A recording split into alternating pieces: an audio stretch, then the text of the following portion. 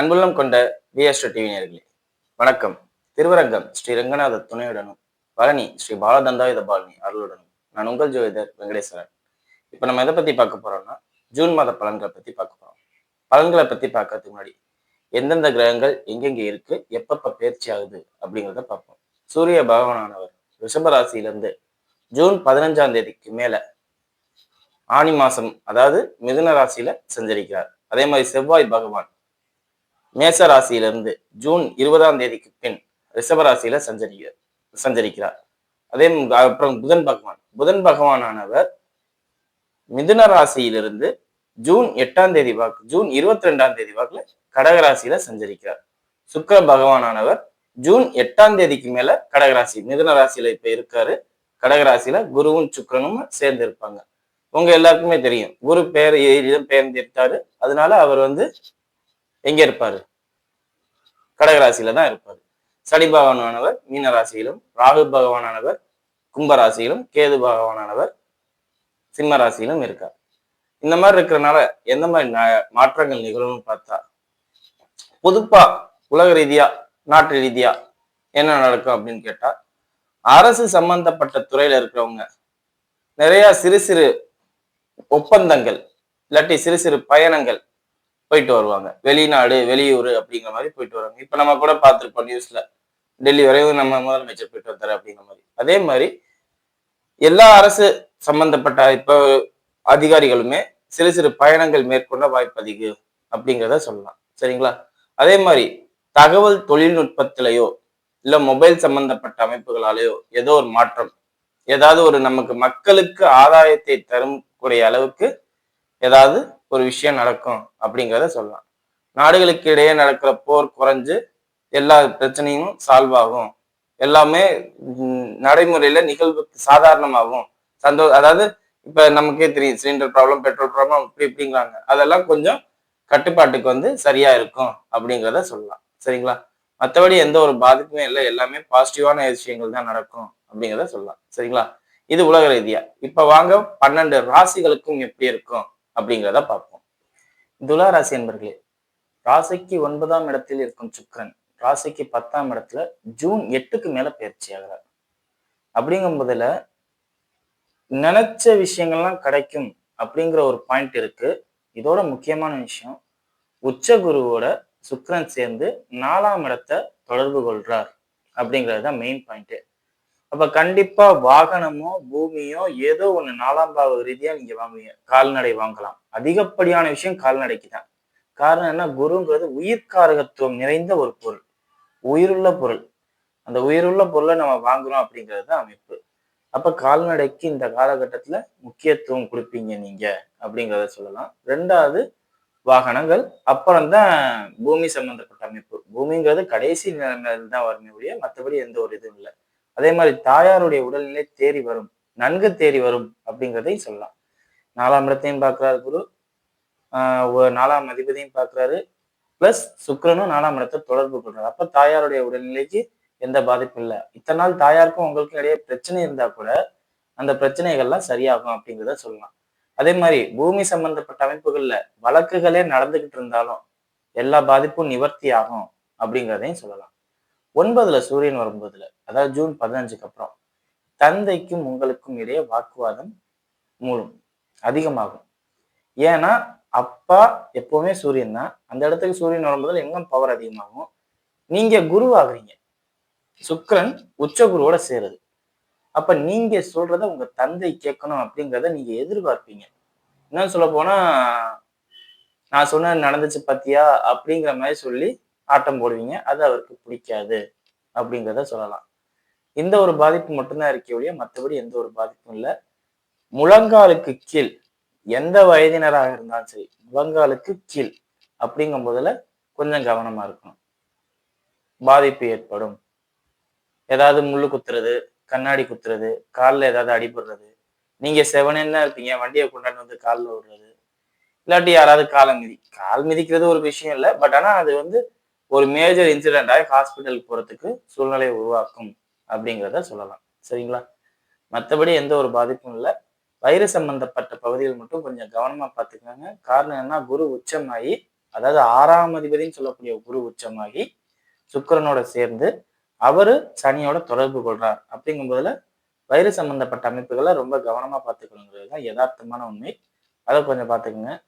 வேலை இல்லாதவர்களாக இருக்கும் பட்சத்தில் வேலை வாய்ப்பை அதிகமாக கொடுக்கும்.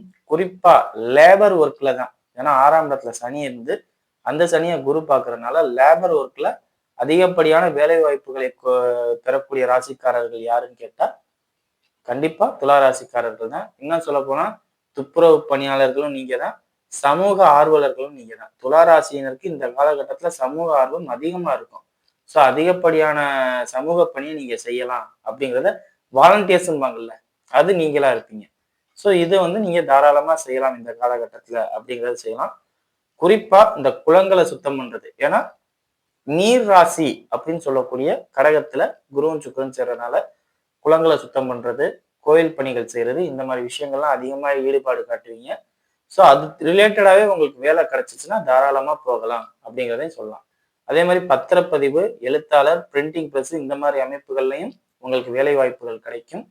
அதுவும் கிடைச்சிச்சுனாலும் நீங்க தாராளமா செய்யலாம் அப்படிங்கிறத சொல்லலாம். அது அவங்களோட விருப்பம். ஜனனகால ஜாதகத்துல என்ன மாதிரி இருக்கோ அதுக்கேத்தாப்புலங்க. இப்ப எனக்கு அவைலபிலிட்டி எங்க வேலை இருக்குன்னு கேட்டா இந்த இடங்கள் தான் அப்படிங்கிறத சொல்லலாம். சரிங்களா? மற்றபடி எந்த ஒரு பாதிப்பும் இல்லை, எல்லாம் நல்லா இருக்குன்னே சொல்லலாம். அதே மாதிரி திருமணம் சம்பந்தப்பட்ட அமைப்பை 7ஆம் அதிபதி ஆட்சி நிலையில இருந்தாலும் அவர் செவ்வாய் அப்படிங்கிறத மறக்க வேண்டாம். கொஞ்சம் கவனமா பார்த்துக்கோங்க. கணவன் மனைவியை தேவையில்லாம சண்டை போட்டுக்க வேண்டாம் அப்படிங்கிறத சொல்றேன். சரிங்களா? வாங்க நட்சத்திர ரீதியான பலன்களை பார்ப்போம். சித்திரை நட்சத்திரக்காரர்கள், இந்த கடைசியா ஒரு பாயிண்ட் சொன்னேன் பார்த்தீங்களா? இப்போ கொஞ்ச நேரத்துக்கு முன்னாடி கணவன் மனைவி தேவையில்லாம சண்டை போட்டுக்க வேண்டாம். அது உங்களுக்கு தான். அதிகப்படியான சண்டை வரும், மன உளைச்சல் உருவாகும், பிரிவினையை ஏற்படுத்தும். கொஞ்ச நாள் நீ ஒரு இடத்துல இருக்கு, நான் ஒரு இடத்துல இருக்கேன் அப்படிங்கிற மாதிரி உள்ள அமைப்புகள்லாம் ஏற்படும். ஸோ இதுக்கெல்லாம் காரணம் என்னன்னா பெர்ஃபெக்ஷன் எதிர்பார்க்கிறது தான். ஆணாக இருந்தாலும் சரி, பெண்ணாக இருந்தாலும் சரி, சித்திரை நட்சத்திரக்காரர்கள் தன்னோட பார்ட்னர்ஸ்ட பெர்ஃபெக்ஷன் எதிர்பார்ப்பாங்க. அதனால பிரிவினை ஏற்படுத்தும். ஸோ இதை மட்டும் கொஞ்சம் கவனமா பார்த்துக்கோங்க. எலும்பு பல் சம்பந்தப்பட்ட அமைப்புகள்ல ரொம்ப ரொம்ப கவனம். முழங்கால் கீழே அப்படின்னு நான் ஆரம்பத்திலே சொன்னேன். ஸோ அந்த ரிலேட்டடான எலும்பு பகுதிகள் கொஞ்சம் கவனம். நரம்பு பிசைக்கிச்சு, கால் பிசைக்கிச்சு, தசை புரண்டுருச்சு, எல்லாமே காலில் தான் பண்ணும். ஸோ அந்த ஒரு இடத்துல கவனமா இருங்க அப்படிங்கிறத சொல்லலாம். சரிங்களா? மற்றபடி எந்த ஒரு பாதிப்பும் இல்லை, எல்லாம் நல்லா இருக்குன்னே சொல்லலாம். அதே மாதிரி 6ஆம் அதிபதினு சொல்லக்கூடிய குரு சுக்கிரனோட இணைவதால் பெண்களுக்கு மாதவிடாய் கோளாறுகளும் ஏற்படலாம். அதை மட்டும் கொஞ்சம் பார்த்துக்கோங்க. அது ஒன்றும் பெரிய இன்சிடென்ட்லாம் வேணா. உச்ச குருவோட சுக்கிரன் சேர்றாருங்கும் போதுல இன்சிடென்ட் கிரியேட் ஆகும், அது பெரிய அளவுல பாதிக்காது அப்படிங்கிறதையும் சொல்லலாம். சரிங்களா? அதே மாதிரி பூமி சம்பந்தப்பட்ட அமைப்புகள்ல நிறைய மாற்றங்கள் ஏற்படும். உங்க இடத்துக்குள்ள இன்னொருத்தர் வந்து ஆக்கிரமிப்பு பண்ணி உட்கார்ற மாதிரி சூழ்நிலைகள்லாம் நடக்கும். அதுக்கு நீங்க போராடுற மாதிரி இருக்கும். அந்த போராட்டத்துல வெற்றி காண்பீர்கள் அப்படிங்கிறதையும் சொல்லலாம். சரிங்களா? அதே மாதிரி தொழில்ல நிறைய மாற்றங்கள் நடக்கும்.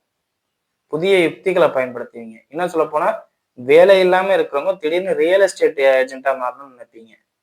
ரியல் எஸ்டேட் பண்ணுவோம், அப்படி பண்ணுவோம், இப்படி பண்ணுவோம். ஏன்னா 4ஆம் இடத்தோட குரு தொடர்பு கொள்றாருல. அப்போ ரியல் எஸ்டேட் பண்ணலாம், அப்படி பண்ணலாம், இப்படி பண்ணலாம் அப்படிங்கிற மாதிரி நீங்க கொண்டு வருவீங்க. ஸோ இதெல்லாம் உங்களுக்கு பிளஸ் அப்படிங்கிறத சொல்லலாம். சரிங்களா? அடுத்தது சுவாதி நட்சத்திரக்காரர்கள்.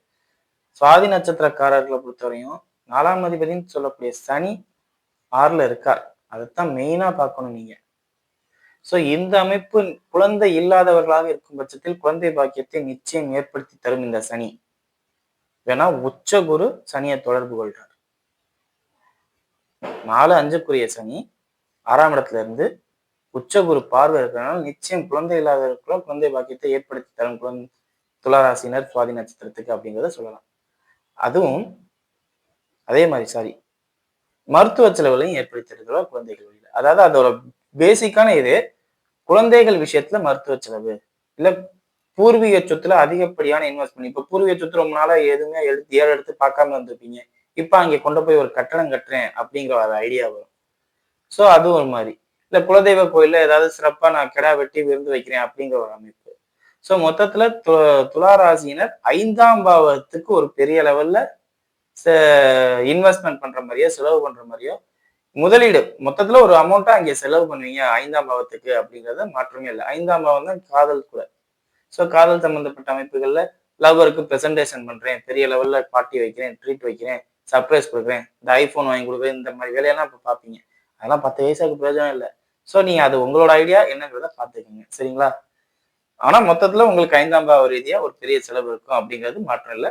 மற்றபடி எந்த ஒரு குறைகளும் வராது, ஆபத்தும் இருக்காது. நல்லா இருக்கு அப்படிங்கிறத சொல்லலாம்.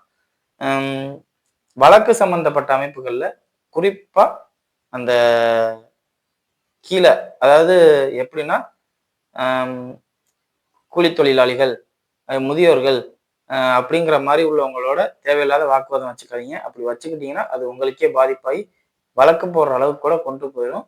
இப்போ ஒரு சின்ன ஆக்சிடென்ட் நடக்குது. அது ஆப்போசிட்ல உள்ளவங்க ஒரு ஹேண்டிகேப்டாவோ, இல்ல முதியோராவோ இருந்தா, நீங்க அதுக்கு ஃபுல் ரெஸ்பான்சிபிலிட்டி எடுத்து சரி பண்ணி குடுங்க.